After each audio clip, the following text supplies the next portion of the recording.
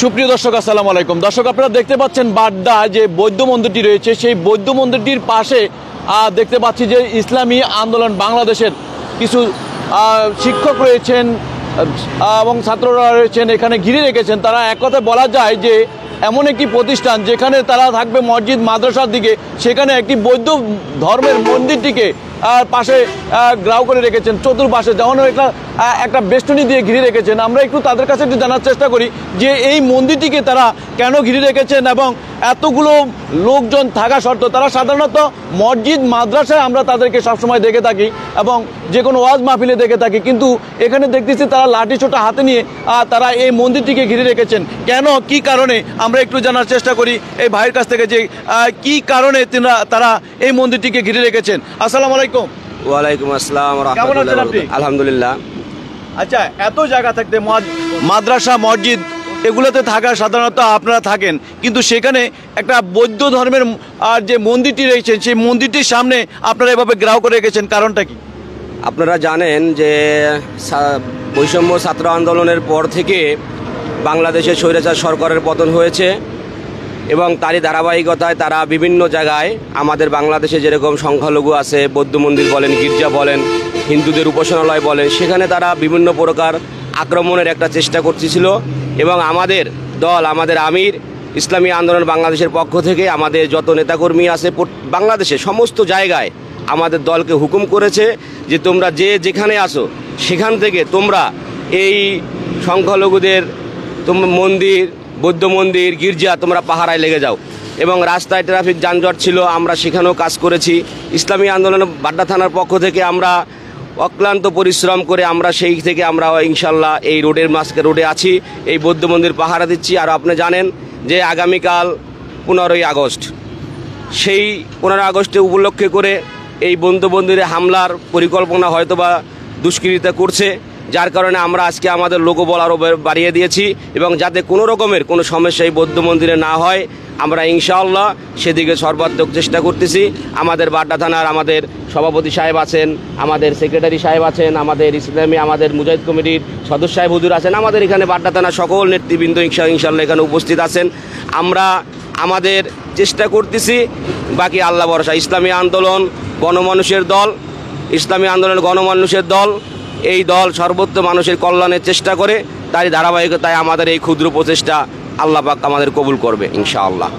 কিন্তু আমাদেরকে একটু বলবেন যে আমরা সাধারণত জানি যে ওলামায়ে কেরাম যারা রয়েছেন তারা কিন্তু সাধারণত বৌদ্ধ ধর্ম এবং মানিল হিন্দু ধর্মের যে প্রতিষ্ঠানগুলো রয়েছে তাদের এই ধর্মের কাছ থেকে মানিল অন্তত দূরত্ব সৃষ্টি করেন। তারা চিন্তা করেন যে আমাদের ধর্মটাকে চিন্তা ভাবনা নিয়ে বেশি থাকেন, কিন্তু আজকে আমরা দেখতেছি যে ব্যতিক্রম একটা ভিন্ন ধর্মের একটা মন্দির, একটা বৌদ্ধ ধর্মের মন্দিরটাকে আপনারা যেভাবে পাহারা দিচ্ছেন, এই পাহারাদার মূল লক্ষ্যটা কি? আসলে এটা থেকে আপনারা কি বোঝাতে চাচ্ছেন?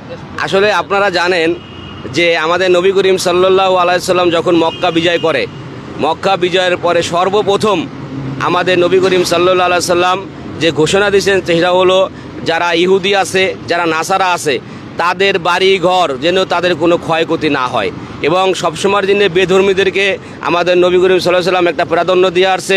তারই ধারাবাহিকতায় মুসলমানদের কাজই হলো একজন আরেকজনের পাশে দাঁড়ানো। এরা আমাদের ভাই, এরা অন্য ধর্মাবলম্বী হতে পারে কিন্তু তারা আমাদের ভাই, তারা এই দেশেরই জনগণ, তারা এই দেশেরই মানুষ। এর জন্য আমরা এখন বর্তমানে আমরা তাদের পাশে আছি। ধন্যবাদ আপনাকে। আমরা একটু সেক্রেটারির সাথে একটু কথা বলার চেষ্টা করি। আমাদেরকে একটু বলবেন যে এই দায়িত্বটি যতদিন আপনারা পালন করবেন, মানে যতক্ষণ পর্যন্ত আমরা দেখতেছি যে পুলিশ প্রশাসন এখনও মাঠে সেভাবে নেই। এই প্রতিষ্ঠানকে দেখেছি সবসময় পুলিশ প্রশাসন ঘিরে রেখত, এখন দেখতেছি কোনো পুলিশ প্রশাসন নাই। পুলিশ প্রশাসন যতদিন না আসবে ততদিন কিন্তু আপনারা এই দায়িত্বটি পালন করবেন কিনা? জি আলহামদুলিল্লাহ। আপনারা জানেন আমাদের মোহতারাম আমির পীর সাহেব হুজুর চরমোনাই ওনার নেতৃত্বেই আমাদের সারা বাংলাদেশব্যাপী আসলে আমাদের এই প্রোগ্রামটাইতে কার্যক্রম চলে ইনশাল্লাহ। আর যতদিন আমাদের দেশ সুষ্ঠু বা স্বাভাবিক যতদিন না আসবে ততদিন আমরা ইনশাল্লাহ এভাবে আমাদের ডিউটি চলবে ইনশাল্লাহ। এটা কি শুধু একটা গেটেই রয়েছে নাকি মানিল শুধু এই বাড্ডা বৌদ্ধ মন্দিরটার দায়িত্বটাই পালন করতেছেন, নাকি সারা বাংলাদেশে যতগুলো মন্দির রয়েছে, মাদ্রাসা মানিল হিন্দু ধর্মে রয়েছে এবং খ্রিস্টান ধর্ম রয়েছে, এগুলো কি সব টোটালগুলো আপনারা পালন করে থাকেন? আলহামদুলিল্লাহ। আপনারা জানেন আমাদের মোহতারাম আমির বলতেন সারা বাংলাদেশব্যাপী আমাদের আসলে এই কার্যক্রম চলে ইনশাল্লাহ। সংখ্যালঘুর উপরে কোনো ধরনের কোনো বিপদ বা মানুষের যেন আক্রমণ না করতে পারে সেই বিষয়ে আমরা কঠোর পরিশ্রম করছি। এবং দিনে আমরা কিন্তু আপনারা জানেন ট্রাফিকের দায়িত্ব পালন করি রোডে, এবং আমরা রাত্র হইলে এলাকাভিত্তিক পাহারা দেই, এবং মন্দির গির্জাসহ উপাসনালয় সারা বাংলাদেশ ভাবে আমাদের আসলে কার্যক্রম চলে ইনশাল্লাহ। আর যতদিন এভাবে থাকবে আমরা ততদিন চালাবো ইনশাল্লাহ। মানে যতদিন আপনাদের মানিল দায়িত্বটা আপনাদের হাইকমান্ড থেকে দায়িত্বটা পালন করতে বললো ততদিন পর্যন্ত আপনারা দায়িত্বটা পালন করে দেবেন। আপনারা এটা এই যে প্রতিষ্ঠানটাকে যেভাবে আপনারা ঘিরে রেখেছেন, এই ধরনের কখনো কার্যকলাপ বাংলাদেশে ইতিপূর্বে ঘটেছিল কিনা আমাদেরকে একটু বলবেন। আলহামদুলিল্লাহ, এরকম কার্যক্রম অতীতে কখনো ছিল না। বিশেষ করে এখন তো পুলিশ প্রশাসন ওনাদের ডিউটি নাই। আমরা থানার থেকে যোগাযোগ করছি, থানাও আমাদেরকে এই কথাই বলতেছে আপনারা যতদিন পর্যন্ত পুলিশ প্রশাসন রাস্তায় আগের মতো টহল না দিবে ততদিন পর্যন্ত আপনারা থাকেন। থানাও আমাদেরকে রিকোয়েস্ট করতেছে, মোহতারাম আমির আমাদেরকে বলছে আমরা এইভাবে ডিউটি করার জন্য যতদিন পর্যন্ত দেশের আইন শৃঙ্খলা স্বাভাবিক না আসবে ইনশাআল্লাহ আমরা ততদিন পর্যন্ত এইভাবে আমাদের পাহারা কার্যক্রম চলবে।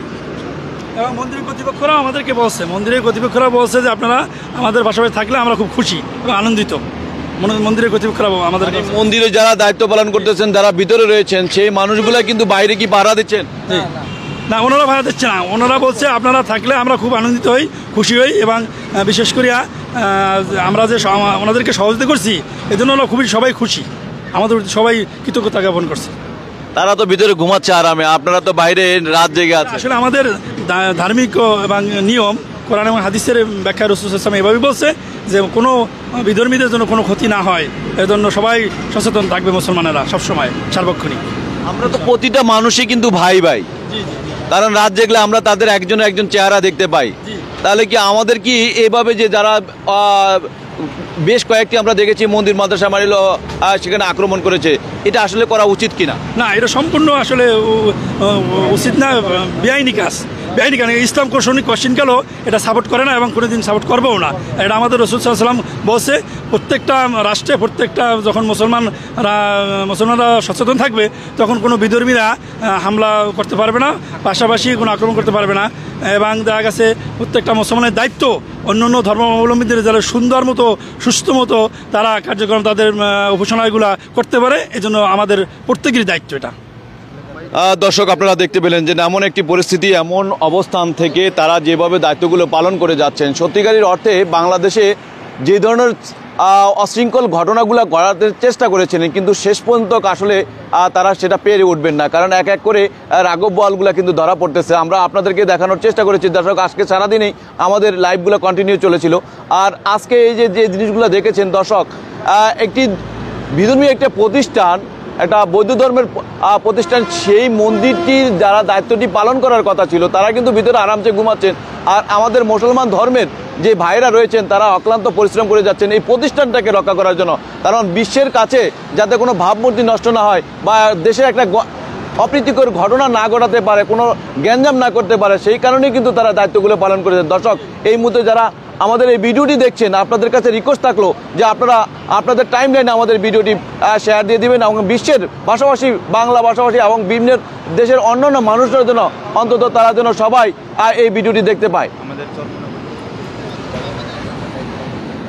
দর্শক, নেতৃত্ব এমন একটা বিষয় যে চরমনায় যে হুজুর রয়েছেন তিনি যেভাবে দায়িত্বটি দিয়েছেন, যদি তিনি দায়িত্বটি না দিতেন হয়তোবা এই দায়িত্বগুলো এভাবে পালন করা হতো না, কারণ নেতৃত্ব এমন একটা জায়গা থেকে আসে যে তাদের ভিতরে যদি মনুষ্যত্ব থাকে, দেশপ্রেম থাকে, তারাই কিন্তু এই নেতৃত্ব দিতে পারেন। দর্শক, ইতিপূর্বে আমরা দেখেছি যে চরমনায় হুজুরের উপরে কিন্তু অনেক ধরনের টর্চারিং হয়েছে, অনেকটা নির্যাতন হয়েছিল, কিন্তু তিনি দেখেছেন যে এই দেশের এমন একটি সরকার দরকার, এমন একটি শাসন দরকার, এমন একটি শাসন ব্যবস্থা দরকার, সেই শাসন ব্যবস্থার জন্য মানুষ যেন শান্তি শৃঙ্খলতাভাবে সাধারণভাবে মানুষ বসবাস করতে পারে, তার সেই লক্ষ্যটাতেই কিন্তু তিনি তার দায়িত্ব থেকে তিনি কিন্তু তার যারা নেতৃবৃন্দ রয়েছেন, তার কর্মীবৃন্দ রয়েছেন, তাদেরকে কিন্তু তার যে ছাত্রছাত্রী রয়েছেন তাদেরকে সেভাবে দায়িত্বগুলো দিয়েছেন, সেভাবে কিন্তু তারা দায়িত্বগুলো পালন করে যাচ্ছেন।